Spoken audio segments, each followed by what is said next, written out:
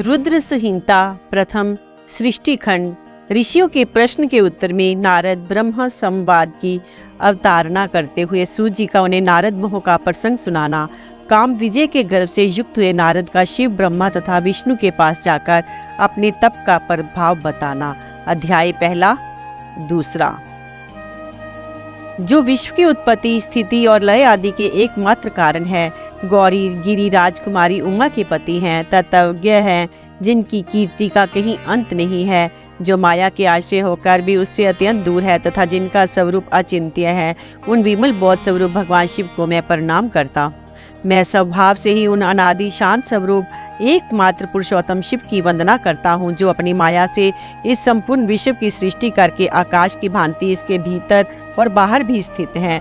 जैसे लोहा चुंबक से आकृष्ट होकर उसके पास ही लटका रहता है, उसी प्रकार ये सारा जगत सदा सब और जिसके आसपास ही भ्रमण करते हैं, जिन्होंने अपने से ही इस प्रपंच को रचने की विधि बताई थी, जो सबके भीतर अंतर्यामी रूप से विराजमान है तथा जिनका अपना स्वरूप अत्यंत गूढ़ है, उन भगवान शिव की मैं सादर वंदना करता हूँ। व्यास जी कहते हैं, जगत के पिता भगवान शिव, जगन माता कल्याणमयी पार्वती तथा उनके पुत्र गणेश जी को नमस्कार करके हम इस पुराण का वर्णन करते हैं। एक समय की बात है, नैमिषारण्य में निवास करने वाले शौनक आदि सभी मुनियों ने उत्तम भक्ति भाव के साथ सूत जी से पूछा। ऋषि बोले, महाभाग सूत जी, विद्येश्वर संहिता की जो साध्य साधन खंड नाम वाली शुभ एवं उत्तम कथा है, उसे हम लोगों ने सुन लिया। उसका आदि भाग तो बहुत ही रमणीय है तथा वैश्विक भक्तों पर भगवान शिव का वात्सल्य स्नेह प्रकट करने वाली है। विद्वान, अब आप भगवान शिव के परम उत्तम स्वरूप का वर्णन कीजिए, साथ ही शिव और पार्वती के दिव्य चरित्रों को पूर्ण रूप से श्रवण कराइए। हम पूछते हैं, निर्गुण महेश्वर लोक में सगुण रूप कैसे धारण करते हैं? हम सब लोग विचार करने पर भी शिव के तत्व को नहीं समझ पाते। सृष्टि के पहले भगवान शिव किस प्रकार अपने स्वरूप से स्थित होते हैं, फिर सृष्टि के मध्य काल में वे भगवान किस तरह क्रीड़ा करते हुए सम्यक व्यवहार बर्ताव करते हैं, और सृष्टि कल्प का अंत होने पर वे महेश्वर देव किस रूप में स्थित रहते हैं। लोक कल्याणकारी शंकर कैसे प्रसन्न होते हैं, और प्रसन्न हुए महेश्वर अपने भक्तों तथा दूसरों को कौन सा उत्तम फल प्रदान करते हैं, ये सब हमसे कहिए। हमने सुना है कि भगवान शिव शीघ्र प्रसन्न हो जाते हैं। वे महान दयालु हैं, इसलिए अपने भक्तों का कष्ट नहीं देख सकते। ब्रह्मा, विष्णु और महेश, ये तीन देवता शिव के ही अंग से उत्पन्न हुए हैं। उनके प्राकट्य की कथा तथा उनके विशेष चरित्रों का वर्णन कीजिए। प्रभु, आप उमा के आविर्भाव और विवाह की भी कथा कहिए। विशेषतः उनके गृहस्थ धर्म का और अन्य लीलाओं का भी वर्णन कीजिए। निष्पाप सूत जी, हमारे प्रश्न के उत्तर में आपको ये सब तथा दूसरी बातें भी अवश्य कहनी चाहिए। सूत जी ने कहा, मुनीश्वरों, आप लोगों ने बड़ी उत्तम बात पूछी है। भगवान सदाशिव की कथा में आप लोगों को जो आंतरिक निष्ठा हुई है, उसके लिए आप धन्यवाद के पात्र हैं। ब्राह्मणों, भगवान शंकर का गुणानुवाद सात्विक, राजस और तामस तीनों ही प्रकृति के मनुष्य को सदा आनंद प्रदान करने वाला है। पशुओं की हिंसा करने वाले निष्ठुर कसाई के सिवा दूसरा कौन पुरुष उस गुण अनुवाद को सुनने से ऊब सकता है? जिसके मन में कोई तृष्णा नहीं है, ऐसे महात्मा पुरुष भगवान शिव के उन गुणों का गान करते हैं, क्योंकि वह गुणावली संसार रूपी रोग की दवा है, मन तथा कानों को प्रिय लगने वाली और संपूर्ण मनोरथों को देने वाली है। ब्राह्मणों, आप लोगों के प्रश्न के अनुसार मैं यथा बुद्धि प्रयत्न पूर्वक शिव लीला का वर्णन करता हूँ। आप आदर पूर्वक सुने। जैसे आप लोग पूछ रहे हैं, उसी प्रकार देव ऋषि नारद जी ने शिव रूपी भगवान विष्णु से प्रेरित होकर अपने पिता से पूछा था। अपने पुत्र नारद का प्रश्न सुनकर शिव भक्त ब्रह्मा जी का चित्त प्रसन्न हो गया और वे उन मुनि शिरोमणि का हर्ष प्रदान करते हुए प्रेम पूर्वक भगवान शिव के यश का गान करने लगे। एक समय की बात है, मुनि शिरोमणि विप्रवर नारद जी ने, जो ब्रह्मा जी के पुत्र हैं, विनिश्चित हो तपस्या में मन लगाया। हिमालय पर्वत में कोई एक गुफा थी जो बड़ी शोभा से संपन्न दिखाई देती थी। उसके निकट देव नदी गंगा निरंतर वेग पूर्वक बहती थी। वहाँ एक महान दिव्य आश्रम था जो नाना प्रकार की शोभा से सुशोभित था। दिव्यदर्शी नारद जी तपस्या करने के लिए उसी आश्रम में गए। उस गुफा को देखकर मुनिवर नारद जी बड़े प्रसन्न हुए। वो सुदीर्घ काल तक वहाँ तपस्या करते रहे। उनका अंतःकरण शुद्ध था। वे दृढ़ता पूर्वक आसन बांधकर मौन हो प्राणायाम पूर्वक समाधि में स्थित हो गए। ब्राह्मणों, उन्होंने वह समाधि लगाई जिसमें ब्रह्मा का साक्षात कराने वाला मैं ब्रह्म हूँ ये विज्ञान प्रकट होता है। मुनिवर नारद जी जब इस प्रकार तपस्या करने लगे, उसी समय ये समाचार पाकर देवराज इंद्र कांप उठे। वे मानसिक संताप से विहल हो गए। ये नारद मुनि मेरा राज्य लेना चाहते हैं। मन ही मन ऐसा सोचकर इंद्र ने उनकी तपस्या में विघ्न डालने के लिए प्रयत्न करने की इच्छा की।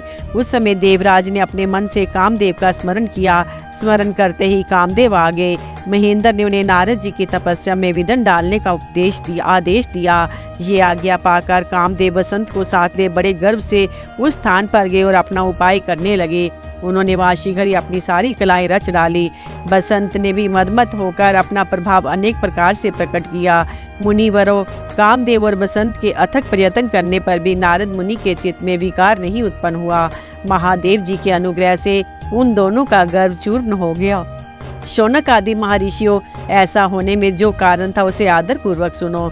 महादेव जी की कृपा से ही नारद मुनि पर कामदेव का कोई प्रभाव नहीं पड़ा। पहले उसी आश्रम में काम शत्रु भगवान शिव ने उत्तम तपस्या की थी और वही उन्होंने मुनियों की तपस्या का नाश करने वाले कामदेव को शीघ्र ही भस्म कर डाला था। उस समय रति ने कामदेव को पुनः जीवित करने के लिए देवताओं से प्रार्थना की। तब देवताओं ने समस्त लोगों का कल्याण करने वाले भगवान शंकर से याचना की। याचना करने पर वे बोले, देवताओं, कुछ समय व्यतीत होने के बाद कामदेव जीवित तो हो जाएंगे, परंतु यहाँ उनका कोई उपाय नहीं चल सकेगा। अमरगण, यहाँ खड़े होकर लोग चारों ओर जितनी दूर तक की भूमि को नेत्र से देख पाते हैं, वहाँ तक कामदेव के बाणों का प्रभाव नहीं चल सकेगा। इसमें संशय नहीं है। भगवान शंकर की इस उक्ति के अनुसार उस समय वहाँ नारद जी के प्रति कामदेव का निजी प्रभाव मिथ्या सिद्ध हुआ। वे शीघ्र ही स्वर्गलोक में इंद्र के पास लौट गए। वहाँ कामदेव ने अपना सारा वृत्तांत और मुनि का प्रभाव कह सुनाया। तत्पश्चात इंद्र की आज्ञा से वे बसंत के साथ अपने स्थान को लौट गए।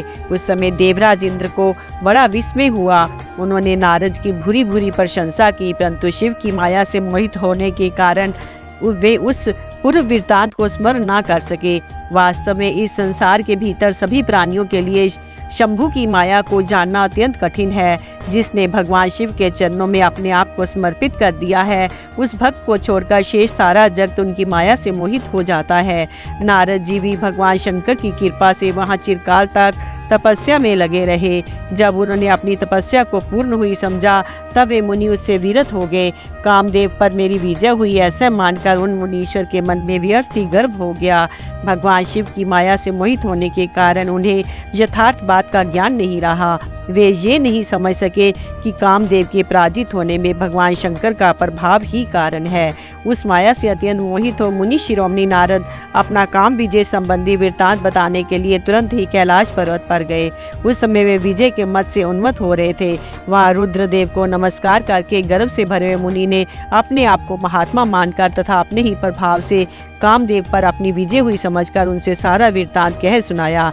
वह सब सुनकर भक्तवत्सल भगवान शंकर ने नारद जी से, जो अपनी शिव की ही माया से मोहित होने के कारण काम विजय के यथार्थ कारण को नहीं जानते थे और अपने विवेक को खो बैठे थे, कहा। रुद्र बोले, तात नारद, तुम बड़े विद्वान हो, धन्यवाद के पात्र हो, परंतु ये बात ध्यान देकर सुनो। अब से फिर कभी ऐसी बात कभी भी ना कहना। विशेषतः भगवान विष्णु के सामने इसकी चर्चा कदापि ना करना। तुमने मुझसे अपना जो वृत्तांत बताया उसे पूछने पर भी दूसरों के सामने ना कहना।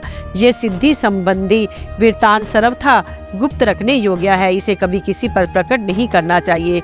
तुम मुझे विशेष प्रिय हो, इसलिए अधिक जोर देकर मैं तुम्हें ये शिक्षा देता हूँ और इसे ना कहने की आज्ञा देता हूँ, क्योंकि तुम भगवान विष्णु के भक्त हो और उनके भक्त होते हुए भी मेरे अत्यंत अनुगामी हो। इस प्रकार बहुत कुछ कहकर संसार की सृष्टि करने वाले भगवान रुद्र ने नारद जी को शिक्षा दी कि अपने वृत्तांत को गुप्त रखने के लिए उन्हें समझाया बुझाया, परंतु वे तो शिव की माया से मोहित थे, इसलिए उन्होंने उनकी दी हुई शिक्षा को अपने लिए हितकर नहीं माना।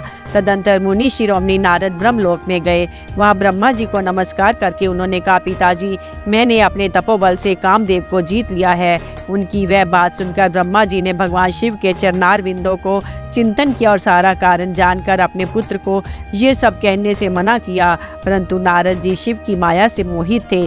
अतएव उनके चित्र में मद का अंकुर जम गया था, उनकी बुद्धि मारी गई थी। इसलिए नारद जी अपना सारा वृत्तांत भगवान विष्णु के सामने कहने के लिए वहां से शीघ्र ही विष्णु लोक में चले गए। नारद मुनि को आते देख भगवान विष्णु बड़े आदर से उठे और शीघ्र ही आगे बढ़कर उन्होंने मुनि को हृदय से लगा लिया।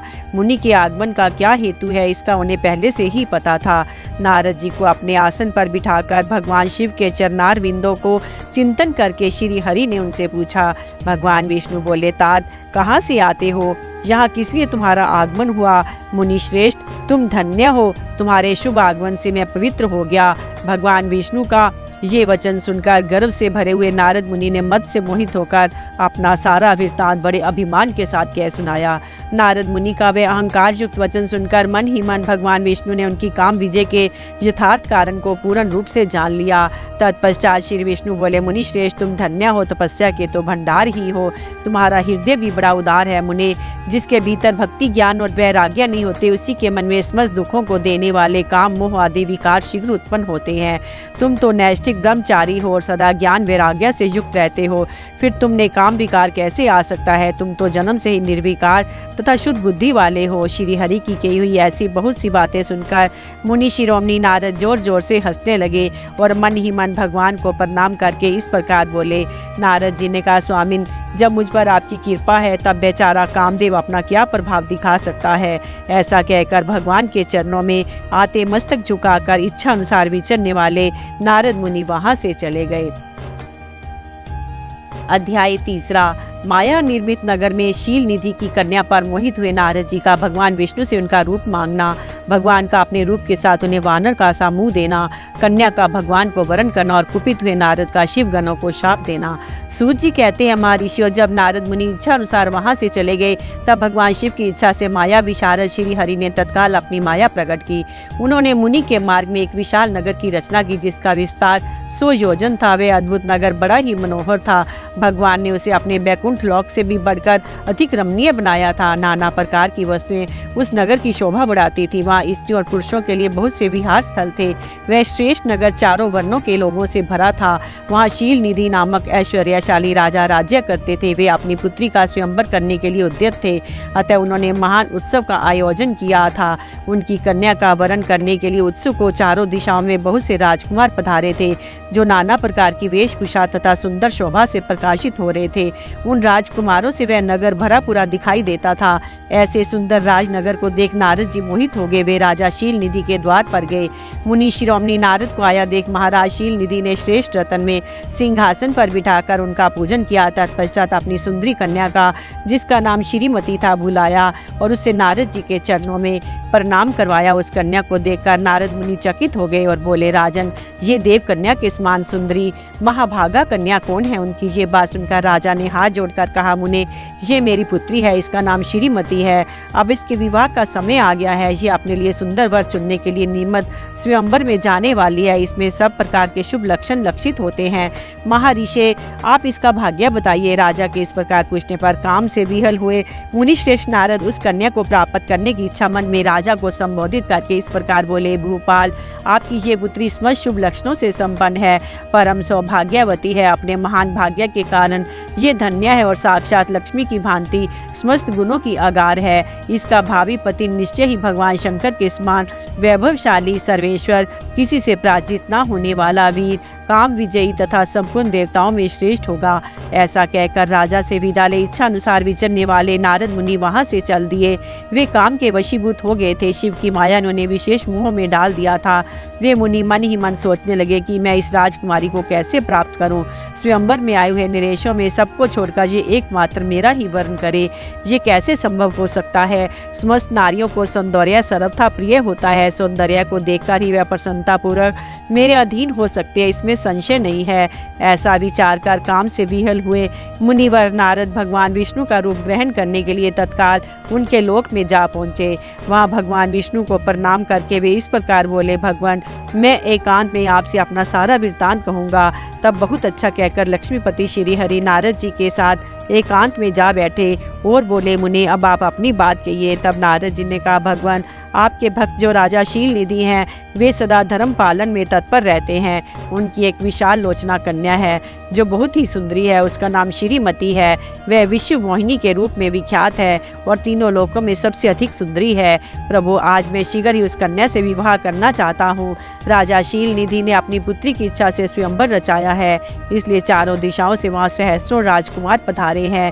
नाथ, मैं आपका प्रिय सेवक हूँ, अतः आप मुझे अपना स्वरूप दे दीजिए जिससे राजकुमारी श्रीमती निश्चय ही मुझे वर ले। सूत जी कहते हैं, महर्षियों, नारद मुनि की ऐसी बात सुनकर भगवान मधुसूदन हंस पड़े और भगवान शंकर के प्रभाव का अनुभव करके उन दयालु प्रभु ने उन्हें इस प्रकार उत्तर दिया।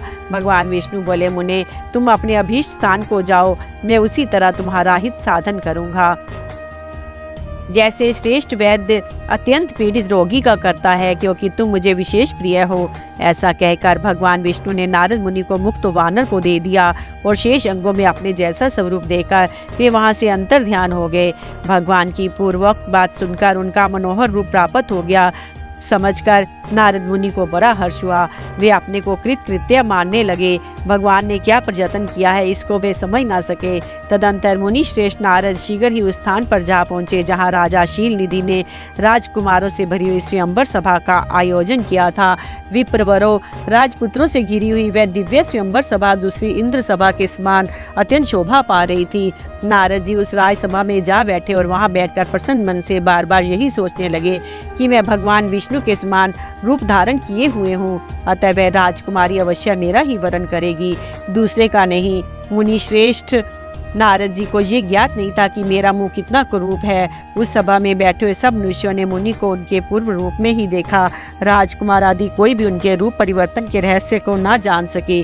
वहां नारद जी की रक्षा के लिए भगवान रुद्र के 2 पार्षद आए थे जो ब्राह्मण का रूप धारण करके गूढ़ भाव से वहां बैठे थे। वे ही नारद जी के रूप परिवर्तन के उत्तम भेद को जानते थे। मुनि को कामवेश से मूड हुआ जान वे दोनों पार्षद उनके निकट गए और आपस में बातचीत करते हुए उनकी हंसी उड़ाने लगे, परंतु मुनि तो काम से विहिल हो रहे थे, अतः उन्होंने उनकी यथार्थ बात भी अनसुनी कर दी। वे मोहित हो श्रीमती को प्राप्त करने की इच्छा से उसके आगमन की प्रतीक्षा करने लगे। इसी बीच में वह सुंदरी राजकन्या स्त्रियों से घिरी हुई अंतःपुर में वहां आई। उसने अपने हाथ में सोने की एक सुंदर माला ले रखी थी। वह शुभ लक्षण राजकुमारी स्वयंवर के मध्य भाग में लक्ष्मी के समान खड़ी हुई अपूर्व शोभा पा रही थी। उत्तम व्रत का पालन करने वाली वह भूप कन्या माला हाथ में लेकर अपने मन के अनुरूप वर का अन्वेषण करती हुई सारी सभा में भ्रमण करने लगी। नारद मुनि का भगवान विष्णु के समान शरीर और वानर जैसा मुंह देखकर वह कुपित हो गई और उनकी ओर से दृष्टि हटाकर प्रसन्न मन से दूसरी ओर चली गई। स्वयंवर सभा में अपने मनोवांछित वर को ना देखकर वह भी भीत हो गई। राजकुमारी उस सभा के भीतर चुपचाप खड़ी रह गई। उसने किसी के गले में जयमाला नहीं डाली। इतने में ही राजा के समान वेशभूषा धारण किए भगवान विष्णु वहां आ पहुंचे। किन्हीं दूसरे लोगों ने उनको वहां नहीं देखा, केवल उस कन्या की ही दृष्टि उन पर पड़ी। भगवान को देखते ही उस परम सुंदरी राजकुमारी का मुख प्रसन्नता से खिल उठा। उसने तत्काल ही उनके कंठ में वह माला पहना दी। राजा का रूप धारण करने वाले भगवान विष्णु उस राजकुमारी को साथ लेकर तुरंत अदृश्य हो गए, अपने धाम में जा पहुंचे। इधर सब राजकुमार श्रीमती की ओर से निराश हो गए। नारद मुनि तो काम देवता से आतुर हो रहे थे, इसलिए वे अत्यंत विहल हो उठे। तब वे दोनों विप्र रूपधारी ज्ञान विशारद रुद्रगण काम विहल नारद जी से उसी क्षण बोले। रुद्रगणों ने कहा, हे नारद, हे मुने, तुम व्यर्थ ही काम से मोहित हो रहे हो और सौंदर्य के बल से राजकुमारी को पाना चाहते हो। अपने वानर के समान घृणित मुंह तो देख लो। सूत जी कहते हैं, महर्षियों, उन रुद्रगणों का ये वचन सुनकर नारद जी को बड़ा विस्मय हुआ। वे शिव की माया से मोहित थे। उन्होंने दर्पण में अपना मुंह देखा।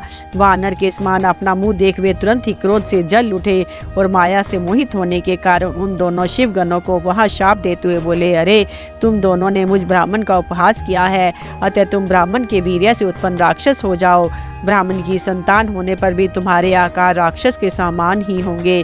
इस प्रकार अपने लिए शाप सुनकर वे दोनों ज्ञान शिरोमणि शिवगण मुनि को मोहित जानकर कुछ भी नहीं बोले। ब्राह्मणों वे सदा सब घटनाओं में भगवान शिव की ही इच्छा मानते थे, अतः उदासीन भाव से अपने स्थान को चले गए और भगवान शिव की स्तुति करने लगे। अध्याय 4।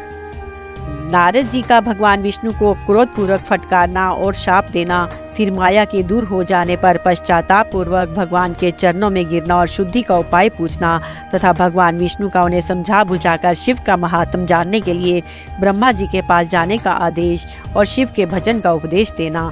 सूत जी कहते हैं, महर्षियों, माया मोहित नारद मुनि उन दोनों शिवगणों को यथोचित शाप देकर भी भगवान शिव के इच्छावश मोह निद्रा से जाग न सके। वे भगवान विष्णु के किए हुए कपट को याद करके मन में दुस्सह क्रोध लिए विष्णु लोक को गए और संविधा पाकर प्रज्वलित हुए अग्निदेव की भांति क्रोध से जलते हुए बोले कि उनका ज्ञान नष्ट हो गया था, इसलिए वे दुर्वचन पूर्ण व्यंग सुनाने लगे। नारद जी ने कहा, अरे हरे, तुम बड़े दुष्ट हो, कपटी हो और समस्त विश्व को मोह में डाले रहते हो। दूसरों का उत्साह या उत्कर्ष तुमसे सहा नहीं जाता। तुम मायावी हो, तुम्हारा अंतःकरण मलिन है। पूर्व काल में तुम्ही ने मोहिनी रूप धारण करके कपट किया, असुरों को वारुणी मदिरा पिलाई, उन्हें अमृत नहीं पीने दिया। छल कपट में ही अनुराग रखने वाले हरे, यदि महेश्वर रुद्र दया करके विष न पी लेते तो तुम्हारी सारी माया उसी दिन समाप्त हो जाती। विष्णुदेव, कपटपूर्ण चाल तुम्हें अधिक प्रिय है। तुम्हारा स्वभाव अच्छा नहीं है तो भी भगवान शंकर ने तुम्हें स्वतंत्र बना दिया है। तुम्हारी इस चाल ढाल को समझकर अब वे भगवान शिव भी पश्चाताप करते होंगे। अपनी वाणी रूप वेद की प्रामाणिकता स्थापित करने के लिए महादेव जी ने ब्राह्मण को सर्वप्रिय बताया है। हरे, इस बात को जानकर आज मैं बलपूर्वक तुम्हें ऐसी सीख दूंगा जिससे तुम फिर कभी कहीं भी ऐसा कर्म नहीं कर सकोगे। अब तक तुम्हें किसी शक्तिशाली या तेजस्वी पुरुष में पाला नहीं पड़ा था, इसलिए आज तक तुम निडर बने हुए हो। परंतु विष्णु, अब तुम्हें अपनी करनी का पूरा फल मिलेगा। भगवान विष्णु से ऐसा कहकर माया मोहित नारद मुनि अपने ब्रह्म तेज का प्रदर्शन करते हुए क्रोध से खिन्न हो उठे और शाप देते हुए बोले, विष्णु, तुमने स्त्री के लिए मुझे व्याकुल किया है। तुम इसी तरह सबको मोह में डालते रहते हो, ये कपटपूर्ण कार्य करते हो। तुमने जिस स्वरूप में मुझे संयुक्त किया था उसी स्वरूप में तुम मनुष्य हो जाओ और स्त्री के वियोग का दुख भोगो। तुमने जिन वानरों के समान मेरा मुंह बनाया था वे ही उस समय तुम्हारे सहायक हो। तुम दूसरों की स्त्री विरह का दुख देने वाले हो, तो स्वयं भी तुम्हें स्त्री के वियोग का दुख प्राप्त हो। अज्ञान से मोहित मनुष्य के समान तुम्हारी स्थिति हो। अज्ञान से मोहित हुए नारद जी ने मोहवश श्री हरि को जब इस तरह शाप दिया, तब उन्होंने शंभु की माया की प्रशंसा करते हुए उस शाप को स्वीकार कर लिया। तदंतर महालीला करने वाले शंभु ने अपनी उस विषम मोहिनी माया को, जिसके कारण ज्ञानी नारद मुनि भी मोहित हो गए थे, खींच लिया। उसी माया के तिरोहित होते हुए ही नारद जी पूर्ववत शुद्ध बुद्धि से युक्त हो गए। उन्होंने पूर्ववत ज्ञान प्राप्त हो गया और उनकी सारी व्याकुलता जाती रही। इससे उनके मन में बड़ा विस्मय हुआ। वे अधिक पश्चाताप करते हुए बारंबार अपनी निंदा करने लगे। उस समय उन्होंने ज्ञानी को भी मोह में डालने वाले भगवान शंभु की माया की सराहना की। तदंतर ये जानकर कि माया के कारण ही मैं भ्रम में पड़ गया था, ये सब कुछ मेरा माया जनित भ्रम ही था। वैष्णव शिरोमणि नारद जी भगवान विष्णु के चरणों में गिर पड़े। भगवान श्री हरि ने उन्हें उठाकर खड़ा कर दिया। उस समय अपनी दुर्बुद्धि नष्ट हो जाने के कारण वे यूँ बोले, नाथ, माया से मोहित होने के कारण मेरी बुद्धि बिगड़ गई थी, इसलिए मैंने आपके प्रति बहुत दुर्वचन किए हैं, आपको शाप तक दे डाला है। प्रभु, उस शाप को आप मिथ्या कर दीजिए। हाय, मैंने बहुत बड़ा पाप किया है, मैं निश्चय ही नरक में पड़ूंगा। हरे, मैं आपका दास हूँ, बताइए मैं क्या उपाय, कौन सा प्रायश्चित करूँ जिसमें मेरा पाप समूह नष्ट हो जाए और मुझे नरक में ना गिरना पड़े। ऐसा कहकर शुद्ध बुद्धि वाले मुनि शिरोमणि नारद जी उन्हें भक्ति भाव से भगवान विष्णु के चरणों में गिर पड़े। उस समय उन्हें बड़ा पश्चाताप हो रहा था। तब श्री विष्णु ने उन्हें उठाकर मधुर वाणी में कहा। भगवान विष्णु बोले, तात, खेद ना करो, तुम मेरे श्रेष्ठ भक्त हो, इसमें संशय नहीं है। मैं तुम्हें एक बात बताता हूँ, सुनो, उससे निश्चय ही तुम्हारा परम हित होगा, तुम्हें नरक में नहीं जाना पड़ेगा, भगवान शिव तुम्हारा कल्याण करेंगे। तुमने मद से मोहित होकर जो भगवान शिव की बात नहीं मानी थी, उसकी अवहेलना कर दी थी, उसी अपराध का भगवान शिव ने तुम्हें ऐसा फल दिया है, क्योंकि वे ही इस कर्म फल के दाता हैं। तुम अपने मन में ये दृढ़ निश्चय कर लो कि भगवान शिव की इच्छा से ही ये सब कुछ हुआ है। सबके स्वामी परमेश्वर शंकर ही गर्व को दूर करने वाले हैं।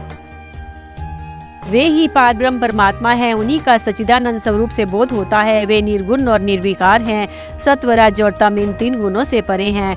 वे ही अपनी माया को लेकर ब्रह्मा, विष्णु और महेश इन तीनों रूपों में प्रकट होते हैं। निर्गुण और सगुण भी वे ही हैं। निर्गुण अवस्था में उन्हीं का नाम शिव है। वे ही परमात्मा, महेश्वर, पार ब्रह्म, अविनाशी, अनंत और महादेव आदि नामों से कहे जाते हैं। उन्हीं की सेवा से ब्रह्मा जी जगत के सृष्टा हुए हैं और मैं तीनों लोकों का पालन करता हूँ। वे स्वयं ही रुद्र रूप से सदा सबका संहार करते हैं। वे शिव स्वरूप से सबके साक्षी हैं, माया से भिन्न और निर्गुण है। स्वतंत्र होने के कारण वे अपनी इच्छा के अनुसार चलते हैं। उनका विहार, आचार, व्यवहार उत्तम है और वे भक्तों पर दया करने वाले हैं। नारद मुने, मैं तुम्हें एक सुंदर उपाय बताता हूँ जो सुखद, समस्त पापों का नाशक और सदा भोग एवं मोक्ष देने वाला है। तुम उसे सुनो। अपने सारे संशयों को त्याग कर तुम भगवान शंकर के सुयश का गान करो और सदा अन्याय भाव से शिव के शत नाम स्तोत्र का पाठ करो। मुने, तुम निरंतर उन्हीं की उपासना और उन्हीं का भजन करो। उन्हीं के यश को सुनो और गाओ तथा प्रतिदिन उन्हीं की पूजा अर्चा करते रहो। नारद, जो शरीर, मन और वाणी द्वारा भगवान शंकर की उपासना करता है उसे पंडित या ज्ञानी जानना चाहिए। वह जीवन मुक्त कहलाता है। शिव इस नाम रूपी दावा नल से बड़े बड़े पातकों के असंख्य पर्वत अनायास भस्म हो जाते हैं। ये सत्य है, सत्य है, इसमें संशय नहीं है। जो भगवान शिव के नाम रूपी नौका का आश्रय लेते हैं वे संसार सागर से पार हो जाते हैं। संसार के मूलभूत उनके सारे पाप निस्संदेह नष्ट हो जाते हैं। महामुने, संसार के मूलभूत जो पातक रूपी वृक्ष हैं उनका शिव नाम रूपी कुठार से निश्चय ही नाश हो जाता है। जो लोग पाप रूपी दावा नद से पीड़ित हैं उन्हें शिव नाम भी रूपी अमृत का पान करना चाहिए। पाप दावा अग्नि से दग्ध होने वाले प्राणियों को उस शिव नाम अमृत के बिना शांति नहीं मिल सकती। संपूर्ण वेदों का अवलोकन करके पूर्ववर्ती विद्वानों ने यही निश्चय किया है कि भगवान शिव की पूजा ही उत्कृष्ट साधन तथा जन्म मरण रूपी संसार बंधन के नाश का उपाय है। आज से यत्न पूर्वक सावधान रहकर विधि विधान के साथ भक्ति भाव से नित्य निरंतर जगदम्बा पार्वती सहित महेश्वर सदाशिव का भजन करो। नित्य शिव जी की कथा सुनो और कहो तथा अत्यंत यत्न करके बारंबार शिव भक्तों का पूजन किया करो। मुनि श्रेष्ठ, अपने हृदय में भगवान शिव के उज्ज्वल चरणार बिंदों की स्थापना करके पहले शिव के तीर्थ में विचरो। मुने, इस प्रकार परमात्मा शंकर के अनुभव महात्म का दर्शन करते हुए अंत में आनंद वन को जाओ। वह स्थान भगवान शिव को बहुत ही प्रिय है। वहाँ भक्ति पूर्वक विश्वनाथ जी का दर्शन पूजन करो।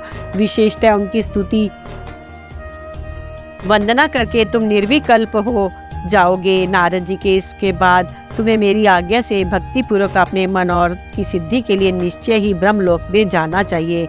वहाँ अपने पिता ब्रह्मा जी की विशेष रूप से स्तुति वंदना करके तुम्हें प्रसन्नतापूर्ण हृदय से बारंबार शिव महिमा के विषय में प्रश्न करना चाहिए। ब्रह्मा जी शिव भक्तों में श्रेष्ठ हैं। वे तुम्हें बड़ी प्रसन्नता के साथ भगवान शंकर का महात्म और शत नाम स्तोत्र सुनाएंगे। मुने, आज से तुम शिव आराधन में तत्पर रहने वाले शिव भक्त हो जाओ और विशेष रूप से मोक्ष के भागी बनो। भगवान शिव तुम्हारा कल्याण करेंगे।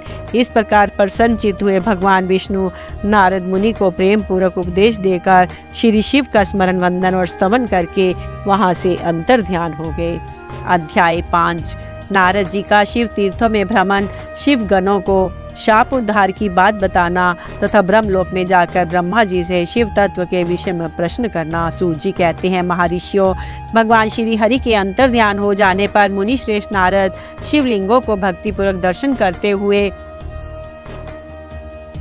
पृथ्वी पर विचरने लगे। ब्राह्मणों, भूमंडल पर घूम फिरकर उन्होंने भोग और मोक्ष देने वाले बहुत से शिवलिंगों को प्रेम पूर्वक दर्शन दिया।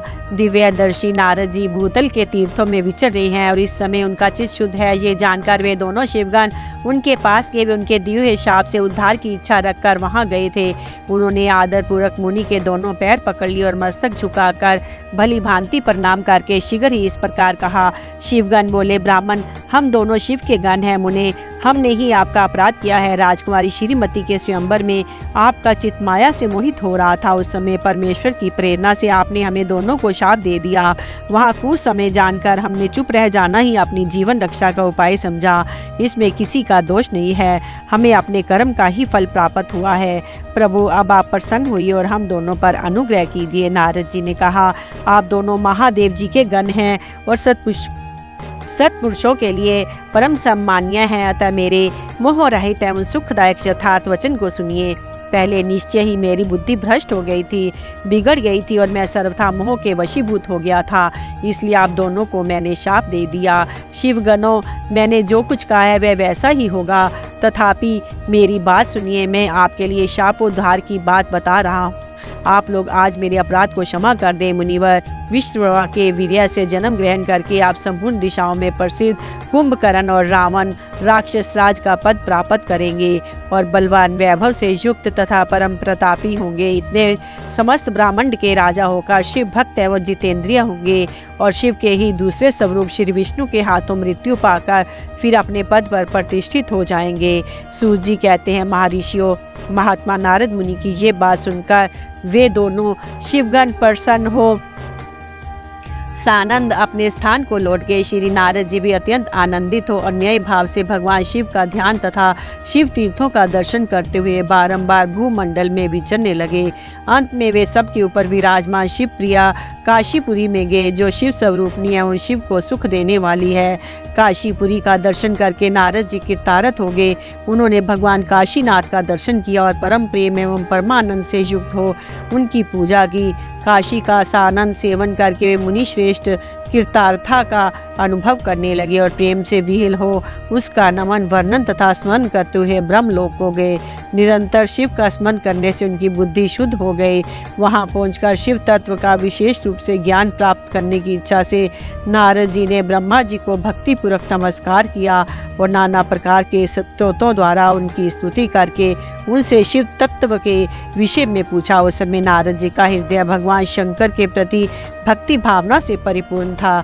नारद जी बोले, ब्राह्मण, पारब्रह्म परमात्मा के स्वरूप को जानने वाले पितामह जगत प्रभु, आपकी कृपा प्रसाद से मैंने भगवान विष्णु के उत्तम महात्म का पूर्णतः ज्ञान प्राप्त किया। भक्ति मार्ग, ज्ञान मार्ग, अत्यंत दुस्तर तपो मार्ग, दान मार्ग तथा तीर्थ मार्ग का भी वर्णन सुना है, परंतु शिव तत्व का ज्ञान मुझे अभी तक नहीं हुआ है। मैं भगवान शंकर की पूजा विधि को भी नहीं जानता।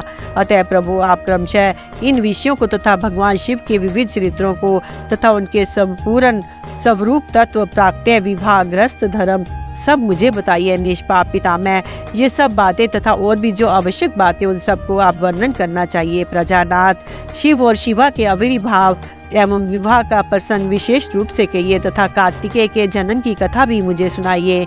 प्रभु, पहले बहुत लोगों से मैंने ये बात सुनी है किंतु तृप्त नहीं हो सका हूँ, इसलिए आपकी शरण में आया हूँ। आप मुझ पर कृपा कीजिए। अपने पुत्र नारद की ये बात सुनकर लोक पितामह ब्रह्मा वहाँ इस प्रकार बोले। अध्याय 6। महाप्रलय काल में केवल सद्ब्रह्म की सत्ता का प्रतिपादन, उस निर्गुण निराकार ब्रह्म से ईश्वर मूर्ति सदाशिव का प्राकट्य, सदाशिव द्वारा स्वरूप भूता शक्ति अंबिका का प्रकटीकरण, उन दोनों के द्वारा उत्तम क्षेत्र काशी या आनंद वन का प्रादुर्भाव, शिव के वामांग से परम पुरुष विष्णु का आविर्भाव तथा उनके सकाश से प्राकृत तत्वों की क्रमशः उत्पत्ति का वर्णन। ब्रह्मा जी ने कहा, ब्राह्मण, देवी शिरोमणि, तुम सदा समस्त जगत के उपकार में ही लगे रहते हो। तुमने लोगों के हित की कामना से ये बहुत उत्तम बात पूछी है, जिसके सुनने से संपूर्ण लोगों के समस्त पापों का क्षय हो जाता है। उस अनामय शिव तत्व का मैं तुमसे वर्णन करता हूँ। शिव तत्व का स्वरूप बड़ा ही उत्कृष्ट और अद्भुत है।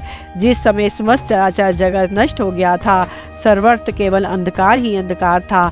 ना सूर्य दिखाई देते थे, ना चंद्रमा, अन्य ग्रहों और नक्षत्रों का भी पता नहीं था। न दिन होता था न रात। अग्नि, पृथ्वी, वायु और जल की भी सत्ता नहीं थी। प्रधान तत्व से रहित सूना आकाश मात्र शेष था। दूसरे किसी तेज की उपलब्धि नहीं होती थी। अदृष्ट आदि का भी अस्तित्व नहीं था।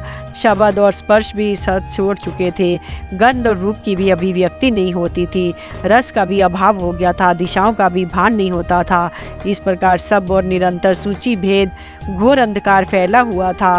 उस समय तद सद ब्रह्म, इस श्रुति में जो सत्य सुना जाता है, एकमात्र वही शेष था। जब ये वह ऐसा जो इत्यादि रूप से प्रकट निर्दिष्ट होने वाला भावात्मक जगत नहीं था, उस समय एकमात्र वह सत्य ही शेष था, जिसे योगी जन अपने हृदय आकाश के भीतर निरंतर देखते हैं। वह सतत्व मन का विशेष विषय नहीं है। वाणी की भी वहाँ तक कभी भी पहुँच नहीं होती। वह नाम तथा रूप रंग से भी शून्य है।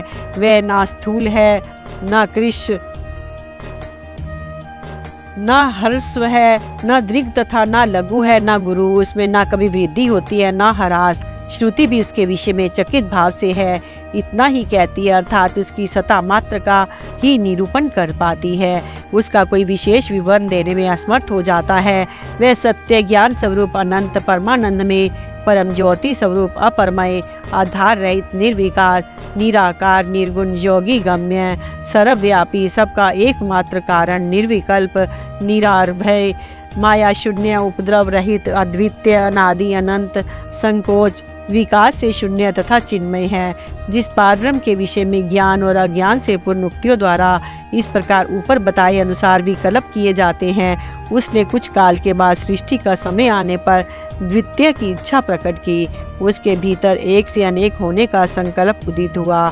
तब उस निराकार परमात्मा ने अपनी लीला शक्ति से अपने लिए मूर्ति आकार की कल्पना की। वह मूर्ति संपूर्ण ऐश्वर्य गुणों से संपन्न सर्व ज्ञानमयी शुभ स्वरूपा सर्वव्यापिनी सर्वरूपा सर्वदर्शनी सर्वकारिणी सबकी एकमात्र वंदना सर्वाध्य सब कुछ देने वाली और संपूर्ण संस्कृतियों का केंद्र थी। उस शुद्ध रूपनी ईश्वर मूर्ति की कल्पना करके वह अद्वितीय अनादि अनंत सर्व प्रकाशक चिन्मय सर्वव्यापी और अविनाशी पारब्रह्म अंतर्हित हो गया। जो मूर्ति रहित परम ब्रह्म है, उसी की मूर्ति चिन्मय आकार भगवान सदाशिव है। अर्वाचीन और प्राचीन विद्वान उन्हीं को ईश्वर कहते हैं। उस समय एकाकी रहकर स्वेच्छा अनुसार व्यवहार करने वाले उन सदाशिव ने अपने विग्रह से स्वयं ही एक स्वरूप भूता शक्ति की सृष्टि की, जो उनके अपने श्री अंग से कभी अलग होने वाली नहीं थी। उस पराशक्ति को प्रधान प्रकृति गुणवती माया बुद्धि तत्व की जननी तथा विकार रहित बताया गया है। वह शक्ति अंबिका कही गई है। उसी को प्रकृति सर्वेश्वरी त्रिदेव जननी नित्य और मूल कारण भी कहते हैं। सदाशिव द्वारा प्रकट की गई उस शक्ति की 8 भुजाएं हैं। उस शुभ लक्षणा देवी के मुख की शोभा विचित्र है। वे अकेली ही अपने मुखमंडल में सदा 1 सहस्त्र चंद्रमाओं की कांति धारण करती है। नाना प्रकार के आभूषण उसके श्री अंगों की शोभा बढ़ाते हैं। वह देवी नाना प्रकार की गतियों से संपन्न है और अनेक प्रकार के अस्त्र शस्त्र धारण करती है। उसके खुले हुए नेत्र हुए कमल के समान जान पड़ते हैं। वे अचिंत्य तेज से जगमगाती है। वह सबकी योनि है और सदा उद्यमशील रहती है। एकाकिनी होने पर भी वह माया संयोग वशात अनेक हो जाती है। वे जो सदाशिव हैं, उन्हें परम पुरुष ईश्वर शिव शंभु और महेश्वर कहते हैं। वे अपने मस्तक पर आकाश गंगा को धारण करते हैं। उनका भाल देश में चंद्रमा शोभा पाते हैं। उनके 5 मुख हैं और प्रत्येक मुख में 3-3 नेत्र हैं। उनका चित्त सदा प्रसन्न रहता है। वह 10 भुजाओं से युक्त और त्रिशूलधारी है। उनके श्री अंगों की प्रभा कर्पूर के समान श्वेत गोर है। वे अपने सारे अंगों में भस्म रमाए रहते हैं। उन काल रूपी ब्रह्मा ने एक ही समय शक्ति के नाथ शिवलोक नामक क्षेत्र का निर्माण किया था। उस उत्तम क्षेत्र को ही काशी कहते हैं। वह परम निर्वाण या मोक्ष का स्थान है जो सबके ऊपर विराजमान है। वे प्रियतम रूप शक्ति और शिव जो परमानंद स्वरूप है, उस मनोरम क्षेत्र में नित्य निवास करते हैं। काशीपुरी परमानंद रूपनी है। मुने शिव और शिवा ने परले काल में भी कभी उस क्षेत्र को अपने संनिध्य से मुक्त नहीं किया, इसलिए विद्वान पुरुष उसे अविमुक्त क्षेत्र के नाम से भी जानते हैं। वह क्षेत्र आनंद का हेतु है, इसलिए पिनाकधारी शिव ने पहले उसका नाम आनंद वन रखा था। उसके बाद वे अविमुक्त के नाम से प्रसिद्ध हुआ। देव ऋषि एक समय उस आनंद वन में रमन करते शिवा और शिव के मन में ये इच्छा हुई कि किसी दूसरे पुरुष की भी सृष्टि करनी चाहिए, जिस पर ये सृष्टि संचालन का महान भार रखकर हम दोनों केवल काशी में रहकर इच्छा अनुसार विचरें और निर्वाण धारण करें। वही पुरुष हमारे अनुग्रह से सदा सबकी सृष्टि करे, पालन करे, वही अंत में सबका संहार भी करे। ये चित्त एक समुद्र के समान है। इसमें चिंता की उताल तरंगें उठ उठकर इसे चंचल बनाए रहती हैं। इसमें सत्वगुण रूपी रतन, तमोगुण रूपी ग्रह और रजोगुण रूपी मूंगे भरे हुए हैं। इस विशाल चित्त समुद्र को संकुचित करके हम दोनों उस पुरुष के प्रसाद से आनंद कानन में सुखपूर्वक निवास करें। ये आनंद वन वह स्थान है जहाँ हमारी मनोवृत्ति सब ओर से सिमट कर इसी में लगी हुई है तथा जिसके बाहर का जगत चिंता से आतुर प्रतीत होता है। ऐसा निश्चय करके शक्तिशाली सर्वव्यापी परमेश्वर शिव ने अपने वाम भाग के 10वें अंग पर अमृत मल दिया। फिर तो वहाँ से एक पुरुष प्रकट हुआ जो तीनों लोकों में सबसे अधिक सुंदर था। वह शांत था, उसमें सत्व गुण की अधिकता थी तथा वह गंभीरता का अथाह सागर था। मुने क्षमा नामक गुण से युक्त उस पुरुष के लिए ढूंढने पर भी कहीं कोई उपमा नहीं मिलती थी। उसकी कांति इंद्रनील मणि के समान थी, श्याम थी। उसके अंग अंग से दिव्य शोभा छिटक रही थी और नेत्र पर फूल कमल के समान शोभा पा रहे थे। श्री अंगों पर स्वर्ण की सी कांति वाले 2 सुंदर रेशमी पीताम्बर शोभा दे रहे थे। किसी से भी पराजित न होने वाला वह वीर पुरुष अपने प्रचंड भुजदंडों से सुशोभित हो रहा था। तदंतर उस पुरुष ने परमेश्वर शिव को प्रणाम करके कहा, स्वामी मेरे नाम निश्चित कीजिए और काम बताइए। उस पुरुष की ये बात सुनकर महेश्वर भगवान शंकर हंसते हुए मेघ के समान गंभीर वाणी में उससे बोले। शिव ने कहा, वत्स व्यापक होने के कारण तुम्हारा विष्णु नाम विख्यात हुआ। इसके सिवा और भी बहुत से नाम होंगे जो भक्तों को सुख देने वाले होंगे।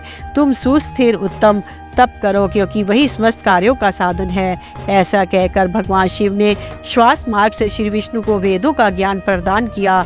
तदंतर अपनी महिमा से कभी च्युत न होने वाले श्री हरि भगवान शिव को प्रणाम करके बड़े भारी तपस्या करने लगे और शक्ति सहित परमेश्वर शिव भी पार्षद गणों के साथ वहां से अदृश्य हो गए। भगवान विष्णु ने सुदीर्घ काल तक बड़ी कठोर तपस्या की। तपस्या के परिश्रम से युक्त भगवान विष्णु के अंगों से नाना प्रकार की जल धाराएं निकलने लगी। ये सब भगवान शिव की माया से ही संभव हुआ।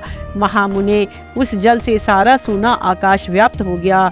वे ब्रह्म रूप जल अपने स्पर्श मात्र से सब पापों का नाश करने वाला सिद्ध हुआ।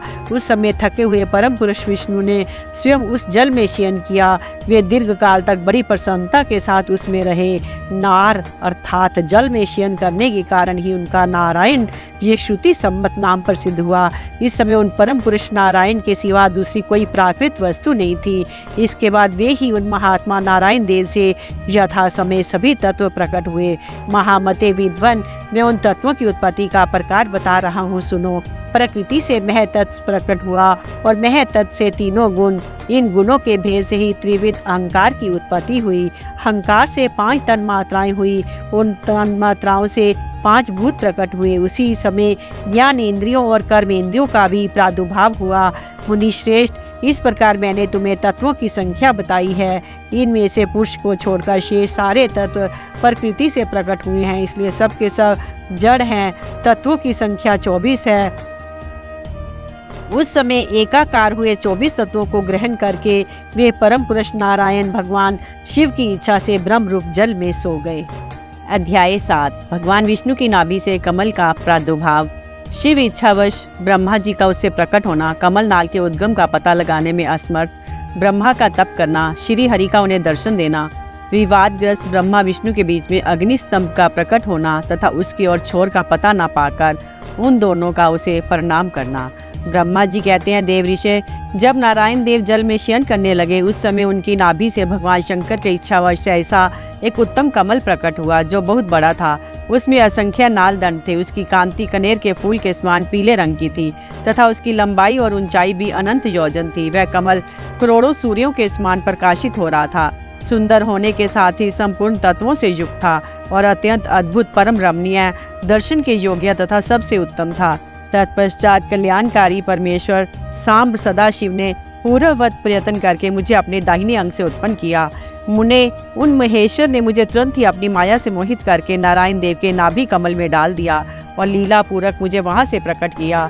इस प्रकार उस कमल से पुत्र के रूप में मुझे हिरण्य गर्भ का जन्म हुआ। मेरे 4 मुख हुए और शरीर की कांति लाल हुई। मेरे मस्तक त्रिपुंड की रेखा से अंकित थे। तात भगवान शिव की माया से मोहित होने के कारण मेरी ज्ञान शक्ति इतनी दुर्बल हो रही थी कि मैंने उस कमल के सिवा दूसरे किसी को अपने शरीर का जनक या पिता नहीं जाना। मैं कौन हूँ, कहाँ से आया हूँ, मेरा कार्य क्या है, मैं किसका पुत्र होकर उत्पन्न हुआ हूँ और किसने इस समय मेरा निर्माण किया है। इस प्रकार संशय में पड़े हुए मेरे मन में ये विचार उत्पन्न हुआ, मैं किस लिए मोह में पड़ा हुआ हूँ। जिसने मुझे उत्पन्न किया है उसका पता लगाना तो बहुत सरल है। इस कमल पुष्प का जो पत्र युक्त नाल है उसका उद्गम स्थान इस जल के भीतर नीचे की ओर है। जिसने मुझे उत्पन्न किया है वह पुरुष भी वही होगा, इसमें संशय नहीं है। ऐसा निश्चय करके मैंने अपने को कमल से नीचे उतारा। मुने, मैं उस कमल की एक नाल में गया और सैकड़ों वर्ष तक वहाँ भ्रमण करता रहा, किंतु कहीं भी उस कमल के उद्गम का उत्तम स्थान मुझे नहीं मिला। तब पुनः संशय में पड़कर मैं उस कमल पुष्प पर जाने को उत्सुक हुआ और नाल के मार्ग से उस कमल पर चढ़ने लगा। इस तरह बहुत ऊपर जाने पर भी मैं उस कमल के कोश को ना पा सका। उस दशा में मैं और भी मोहित हो उठा। मुने, उस समय भगवान शिव की इच्छा से परम मंगलमयी उत्तम आकाशवाणी प्रकट हुई, जो मेरे मोह का विध्वंस करने वाली थी। उस वाणी ने कहा, तपस्या करो। उस आकाशवाणी को सुनकर मैंने अपने जन्मदाता पिता का दर्शन करने के लिए ही उस समय पुनः प्रयत्न पूर्वक 12 वर्षों तक घोर तपस्या की। तब मुझ पर अनुग्रह करने के लिए ही 4 भुजाओं और सुंदर नेत्रों से सुशोभित भगवान विष्णु वहां सहसा प्रकट हो गए। उन परम पुरुष ने अपने हाथों में शंख, चक्र, गदा और पद्म धारण कर रखे थे। उनके सारे अंग सजल जलधर के समान श्याम कांति से सुशोभित थे। उन परम प्रभु ने सुंदर पीताम्बर पहन रखा था। उनके मस्तक आदि अंगों में मुकुट आदि महामूल्यवान आभूषण शोभा पाते थे। उनका मुखारविंद प्रसन्नता से खिला हुआ था। मैं उनकी छवि पर मोहित हो रहा था। वे मुझे करोड़ों कामदेवों के समान मनोहर दिखाई दिए। उनका वह अत्यंत सुंदर रूप देखकर मुझे बड़ा आश्चर्य हुआ। वे सांवली और सुनहरी आभा से उद्भासित हो रहे थे। उस समय उन सत स्वरूप सर्वात्मा 4 भुजा धारण करने वाले महाबाहु नारायण देव को वहाँ उस रूप में अपने साथ देखकर मुझे बड़ा हर्ष हुआ। तदंतर उन नारायण देव के साथ मेरी बातचीत आरंभ हुई। भगवान शिव की लीला से वहाँ हम दोनों में कुछ विवाद छिड़ गया। इसी समय हम लोगों के बीच में एक महान अग्निस्तंभ प्रकट हुआ। मैंने और श्री विष्णु ने क्रमशः ऊपर और नीचे जाकर उसके आदि अंत का पता लगाने के लिए बड़ा प्रयत्न किया, परंतु हमें कहीं भी उसका और छोर नहीं मिला। मैं थक कर ऊपर से नीचे लौट आया और भगवान विष्णु भी उसी तरह नीचे से ऊपर आकर मुझसे मिले। हम दोनों शिव की माया से मोहित थे। श्री हरि ने मेरे साथ आगे पीछे और अगल बगल से परमेश्वर शिव को प्रणाम किया। फिर वे सोचने लगे, ये क्या वस्तु है, इसके स्वरूप का निर्देश नहीं किया जा सकता, क्योंकि ना तो इसका कोई नाम है ना कर्म ही है। लिंग रहित तत्व ही यहाँ लिंग भाव को प्राप्त हो गया है। ध्यान मार्ग में उसके स्वरूप का कुछ भी पता नहीं चलता। इसके बाद मैं और श्री हरि दोनों ने अपने चित्त को स्वस्थ करके उस अग्नि स्तंभ को प्रणाम करना आरंभ किया। हम दोनों बोले, महाप्रभु, हम आपके स्वरूप को नहीं जानते। आप जो कोई भी क्यों ना हो, आपको हमारा नमस्कार है। महेशान, आप शीघ्र ही हमें अपने यथार्थ रूप का दर्शन कराइए। मुनि श्रेष्ठ, इस प्रकार अहंकार से आविष्ट हुए हम दोनों ही वहाँ नमस्कार करने लगे। ऐसा करते हुए हमारे 100 वर्ष बीत गए। अध्याय 8। ब्रह्मा और विष्णु को भगवान शिव के शब्द में शरीर का दर्शन। ब्रह्मा जी कहते हैं, मुनि श्रेष्ठ नारद, इस प्रकार हम दोनों देवता गर्भ रहित हो निरंतर प्रणाम करते रहे।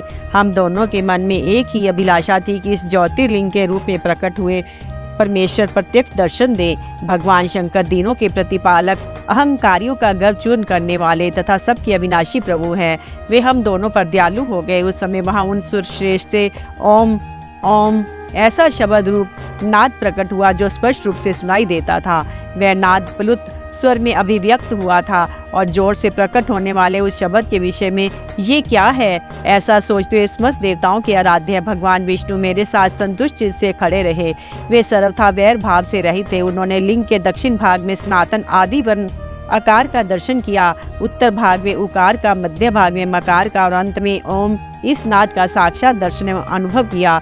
दक्षिण भाग में प्रकट हुए आदि वर्ण आकार को सूर्यमंडल के समान तेजों में देखकर जब उन्होंने उत्तर भाग में दृष्टिपात किया, तब वहाँ उकार वर्ण अग्नि के समान दीप्तिशाली दिखाई दिया। मुनि श्रेष्ठ, इसी तरह उन्होंने मध्य भाग में मकार को चंद्रमंडल के समान उज्ज्वल कांति से प्रकाशमान देखा।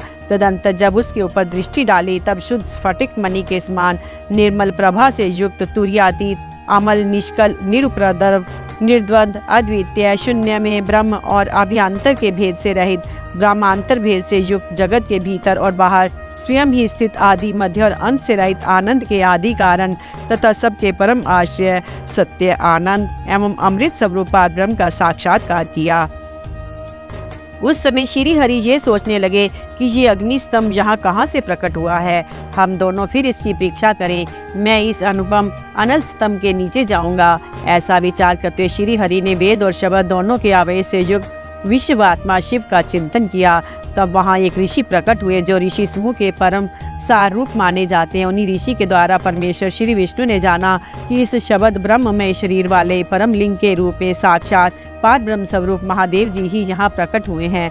ये चिंता रहित रुद्र हैं। यहाँ जाकर मन सहित वाणी उसे प्राप्त किए बिना ही लौट आती है। उस पार ब्रह्म परमात्मा शिव का वाचक एकाक्षर प्रणव ही है। वे ही इसके वाच्य अर्थ रूप है। वह परम कारण नृत्य सत्य आनंद एवं अमृत स्वरूप पर ब्रह्म एकाक्षर का वाच्य है। प्रणव के एक अक्षर आकार से जगत के बीजभूत अंड जन्मा भगवान ब्रह्म का बोध होता है। उसके दूसरे एक अक्षर उकार से परम कारण रूप श्री हरि का बोध होता है। तीसरे एक अक्षर मकार से भगवान नील लोहित शिव का ज्ञान होता है। आकार सृष्टि करता है, उकार मोह में डालने वाला है और मकार नित्य अनुग्रह करने वाला है। मकार बोध्य सर्वव्यापी शिव बीजी बीज मंत्र के मात्र के स्वामी और आकार संज्ञक मुझ ब्रह्मा को बीज कहते हैं। उकार नामधारी श्री हरि योनि है। प्रधान और पुरुष के भी ईश्वर जो महेश्वर हैं, वे बीजी बीज और योनि भी हैं। उन्हीं को नाद कहा गया है। उनके भीतर सबका समावेश है। बीजी अपनी इच्छा से ही अपने बीज को अनेक रूपों में विभक्त करके स्थित है। इन बीजी भगवान को महेश्वर के लिंग से आकार रूप बीज प्रकट हुआ, जो उकार रूप योनि में स्थित होकर सब और बढ़ने लगा। वह स्वर्ण में अंड के रूप में ही बताने योग्य था। उसका और कोई विशेष लक्षण नहीं लक्षित होता था। वह दिव्य अंड अनेक वर्षों तक जल में ही स्थित रहा। तदंतर 1000 वर्ष के बाद उस अंड के 2 टुकड़े हो गए। जल में स्थित हुआ वह अंड अजन्मा ब्रह्मा जी की उत्पत्ति का स्थान था और साक्षात महेश्वर के आघात से ही फूटकर 2 भागों में बट गया था। उस अवस्था में उसका ऊपर स्थित हुआ स्वर्ण में कपाल बड़ी शोभा पाने लगा। वही ध्रुव लोक के ऊपर रूप में प्रकट हुआ था तथा जो उसका दूसरा नीचे वाला कपाल था वही ये 5 लक्षणों से युक्त पृथ्वी है। उस अंड से चतुर्मुख ब्रह्मा उत्पन्न हुए, जिनकी क संज्ञा है। वे समस्त लोकों के सृष्टा हैं। इस प्रकार वे भगवान महेश्वर ही अ, उ और म इन त्रिविध रूपों में वर्णित हुए हैं। इस अभिप्राय से उन ज्योतिर्लिंग स्वरूप सदाशिव ने ओम ओम ऐसा कह ये बात यजुर्वेद के श्रेष्ठ मंत्र कहते हैं।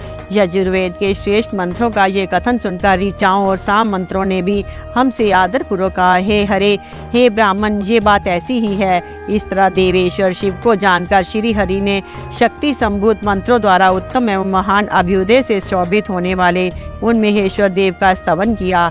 इसी बीच में मेरे साथ विश्व पालक भगवान विष्णु ने एक और भी अद्भुत एवं सुंदर रूप देखा। मुने वह रूप 5 मुखों और 10 भुजाओं से अलंकृत था। उसकी कांति कर्पूर के समान गौर थी। वह नाना प्रकार की छटाओं से छविमान और भांति भांति के आभूषणों से विभूषित था। उस परम उदार महापराक्रमी और महापुरुष के लक्षणों से संपन्न अत्यंत उत्कृष्ट रूप का दर्शन करके मैं और श्री हरि दोनों कृतार्थ हो गए। तत्पश्चात परमेश्वर भगवान महेश प्रसन्न हो अपने दिव्य शब्द में रूप को प्रकट करके हंसते हुए खड़े हो गए। आकार उनका मस्तक और आकार ललाट है। इकार दाहिना और इकार बायां नेत्र है। उकार को उनका दाहिना और उकार को बायां कान बताया जाता है। रीकार उन परमेश्वर का दायां कपोल है और रीकार बायां। लू लरी और लरी ये इनकी नासिका के दोनों छिद्र हैं। एकार उन सर्वव्यापी प्रभु का ऊपरी ओष्ठ है और एकार अधर। ओकार तथा ओकार ये दोनों क्रमशः उनकी ऊपर और नीचे की 2 दंत पंक्तियां हैं। अंग और अंगय उन देवादि देव शूलधारी शिव के दोनों तालु हैं। क आदि 5 अक्षर उनके दाहिने 5 हाथ हैं। च आदि 5 अक्षर बाएं हाथ। ट आदि और त आदि 5 अक्षर उनके पैर हैं। फकार पेट है। फकार को दाहिना पार्श्व बताया जाता है और बकार को बायां पार्श्व। भकार को कंधा कहते हैं। मकार उन योगी महादेव शंभु का हृदय है। य से लेकर स तक 7 अक्षर सर्वव्यापी शिव के शब्द में शरीर की 7 धातुएं हैं।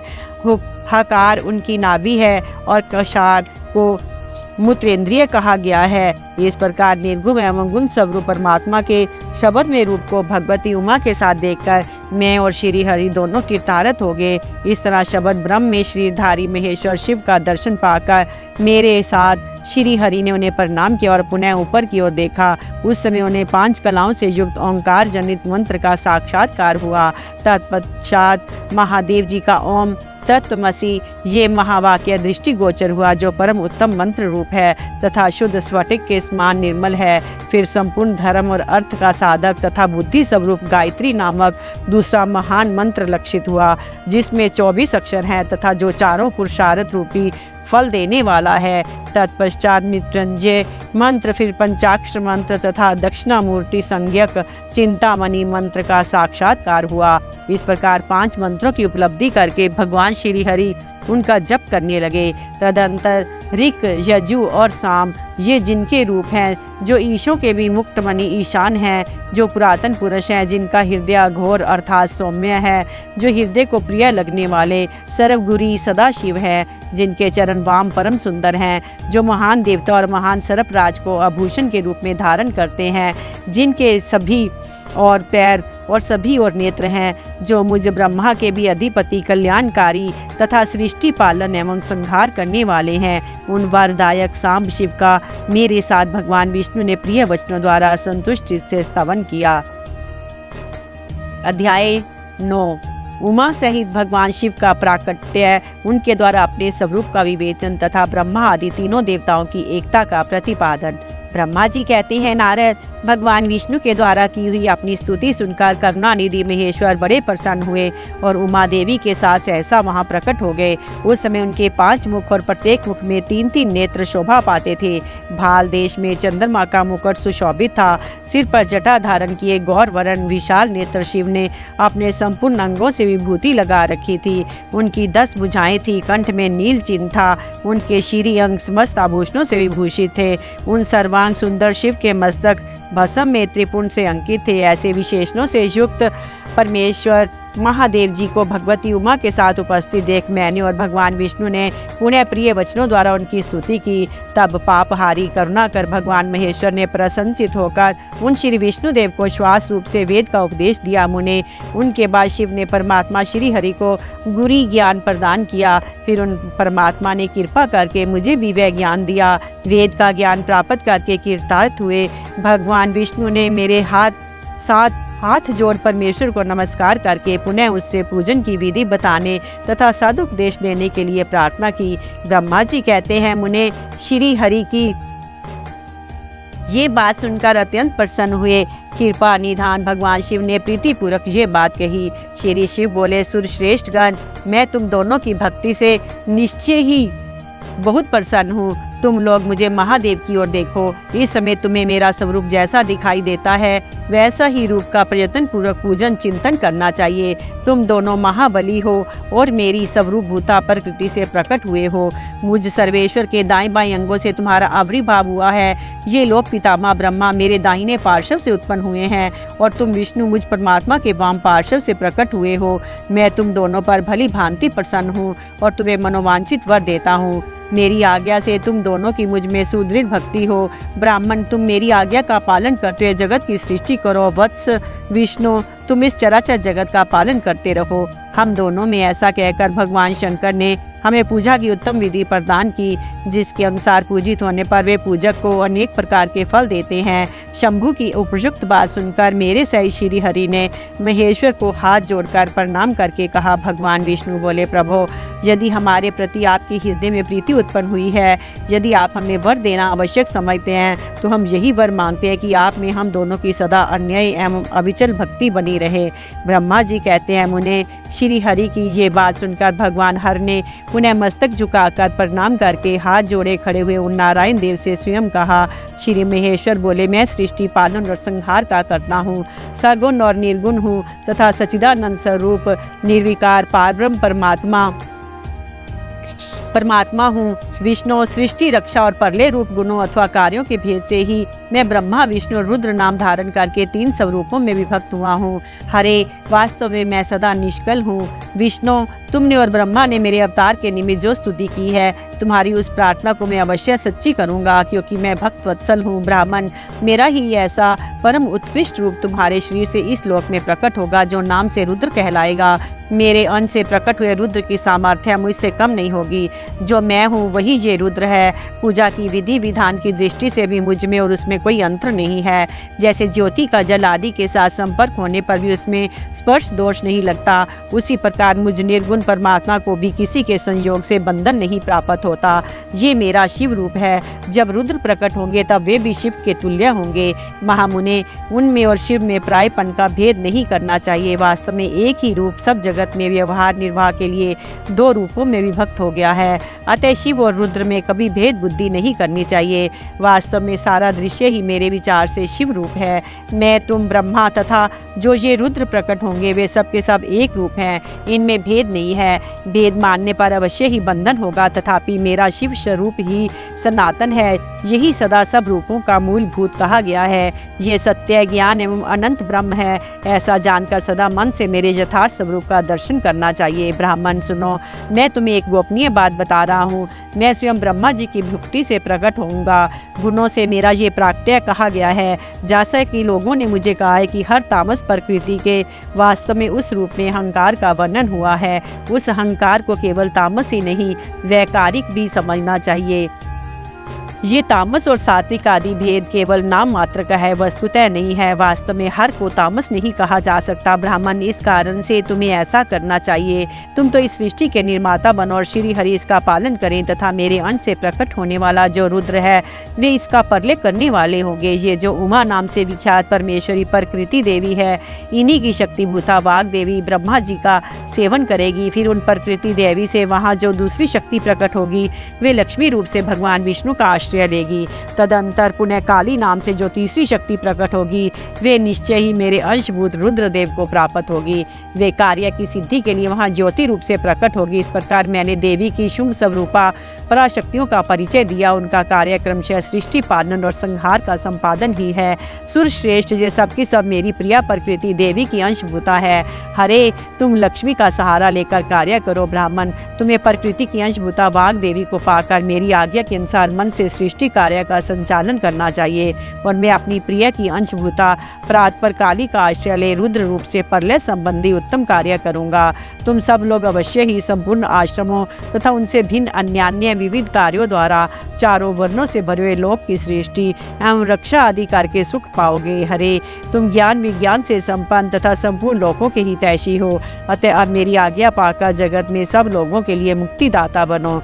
मेरा दर्शन होने पर जो फल प्राप्त होता है वही तुम्हारा दर्शन होने पर भी होगा।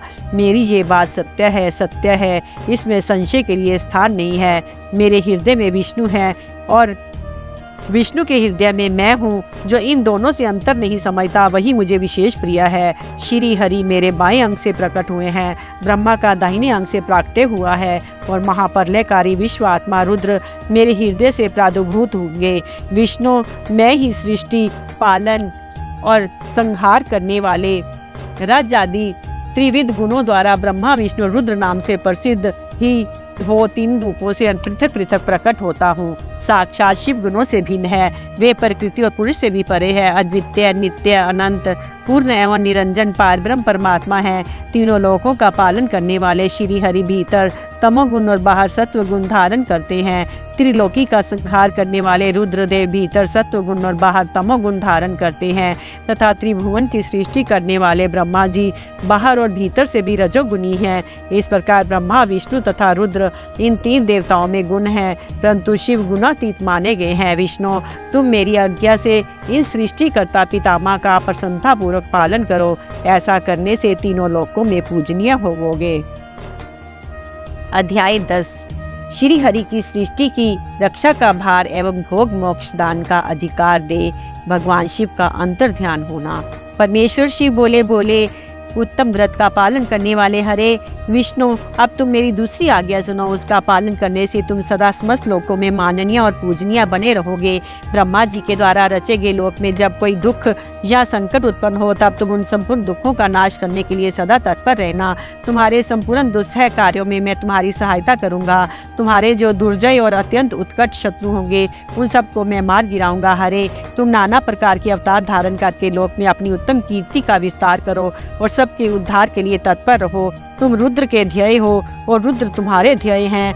तुम में और रुद्र में कुछ भी अंतर नहीं है। जो मनुष्य रुद्र का भक्त होकर तुम्हारी निंदा करेगा उसका सारा पुण्य तत्काल भस्म हो जाएगा। पुरुषोत्तम विष्णु, तुमसे द्वेष करने के कारण मेरी आज्ञा से उसको नरक में गिरना पड़ेगा। ये बात सत्य है, इसमें संशय नहीं है। तुम इस लोक में मनुष्य के लिए विशेषतः भोग और मोक्ष प्रदान करने वाले और भक्तों के ध्येय तथा पूज्य होकर प्राणियों का निग्रह और अनुग्रह करो। ऐसा कहकर भगवान शिव ने मेरा हाथ पकड़ लिया और श्री विष्णु को सौंपकर उनसे कहा कि तुम संकट के समय सदा इनकी सहायता करते रहना, सबके अध्यक्ष होकर सभी को भोग और मोक्ष प्रदान करना तथा सर्वदा समस्त कामनाओं का साधक एवं सर्वश्रेष्ठ बने रहना। जो तुम्हारी शरण में आ गया वह निश्चय ही मेरी शरण में आ गया। जो मुझ में और तुम में अंतर समझता है वह अवश्य नरक में गिरता है। ब्रह्मा जी कहते हैं, देवऋषि, भगवान शिव का ये वचन सुनकर मेरे साथ भगवान विष्णु ने सबको वश में करने वाले विश्वनाथ को प्रणाम करके मंद स्वर से कहा। श्री विष्णु बोले, करुणा सिंधु जगन्नाथ शंकर, मेरी ये बात सुनिए। मैं आपकी आज्ञा के अधीन रहकर ये सब कुछ करूँगा। स्वामिन, जो मेरा भक्त होकर आपकी निंदा करे उसे आप निश्चय ही नरकवास प्रदान करें। नाथ, जो आपका भक्त है वह मुझे अत्यंत प्रिय है। जो ऐसा जानता है उसके लिए मोक्ष दुर्लभ नहीं है। श्री हरि का ये कथन सुनकर दुखहारी हर ने उनकी बात का अनुमोदन किया और नाना प्रकार के धर्मों का उपदेश देकर हम दोनों के हित की इच्छा से हमें अनेक प्रकार के वर दिए। इसके बाद भक्त वत्सल भगवान शंभु कृपा पूर्वक हमारी ओर देखकर हम दोनों के देखते देखते सहसा वही अंतर ध्यान हो गए।